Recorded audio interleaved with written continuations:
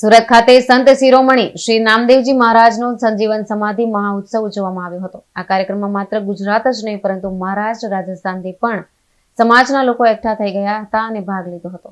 સુરત ખાતે શ્રી વિઠ્ઠલ નામદેવ છીપા સમાજ દક્ષિણ ગુજરાત દ્વારા સંત શિરોમણી શ્રી નામદેવજી મહારાજ સંજીવન સમાધિ મહાઉત્સવનું આયોજન કરવામાં આવ્યું હતું। આ કાર્યક્રમમાં સમાજના યુવાનો, વડીલો અને સમાજ આગેવાનો મોટી સંખ્યામાં ઉપસ્થિત રહ્યા હતા। આ કાર્યક્રમમાં રાજસ્થાન, महाराष्ट्र, गुजरात में वसता छीपा समाजना लोको खास उपस्थित रह्या हता।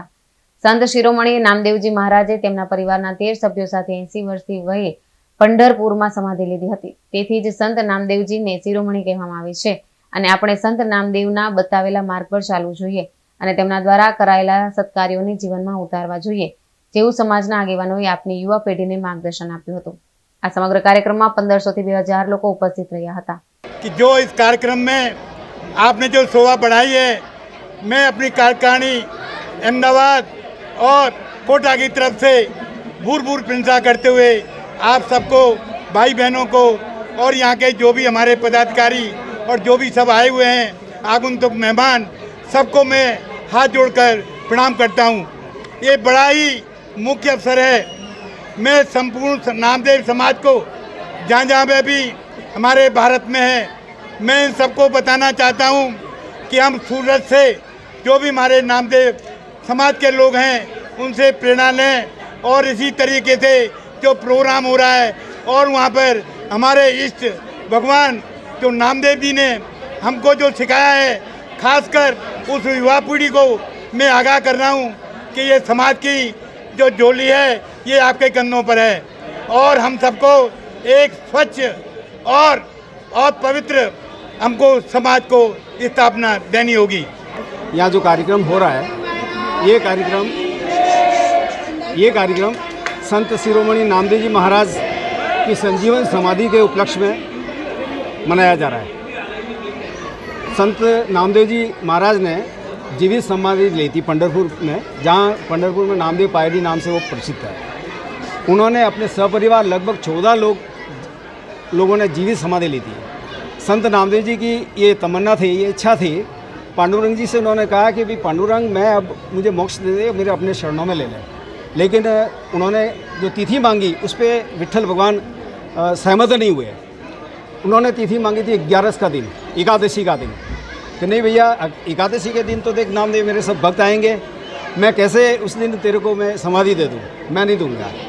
फिर उन्होंने विट्ठल भगवान ने कहा कि चलो कोई बात नहीं, तेरे को समाधि लेनी है, मेरे भक्त तुझे समाधि लेनी है, तो मैं 13 का दिन आषाढ़वदी 13 और मराठी मिति के अनुसार श्रावण मिति हमारी हिंदू अपने उत्तर भारतीय तिथि अलग होती है। इस तरह से उन्होंने आज ही के दिन, आज से लगभग 763 साल पहले 763 ईयर पहले उन्होंने समाधि ली और जीवित समाधि ली। उनके परिवार में एक ही पुत्र रहा। उनका वंश आज 70वीं पीढ़ी पंढरपुर में निवास करता है। इस तरह से हमारे संत नामदेव जी आज भी जीवित, हम मानते हैं वो जीवित है, संजीवन है। उनको कोई मृत्यु प्राप्त नहीं हुई है, मोक्ष मिल गया जरूर, लेकिन श्री चरणों में ही है। आज सूरत में जो भी नामदेव जी की जीवित समाधि का महोत्सव रखा गया है, उसके अंदर सभी समाज बंधु इकट्ठा हुए हैं और उसको बड़े धूमधाम से हम मनाने जा रहे हैं। संत नामदेव जी ने सदियों पहले भक्ति का जो अलख जगाया था वो आज भी हमारे दिलों में बस रहा है और उसी की मतलब जीवंती ये समाधि आज हम उस रूप में मनाने जा रहे हैं। संत नामदेव जी ने हमारे समाज के लिए ही नहीं बल्कि पूरी मानव जाति के लिए कल्याण के अनेक कार्यक्रम किए।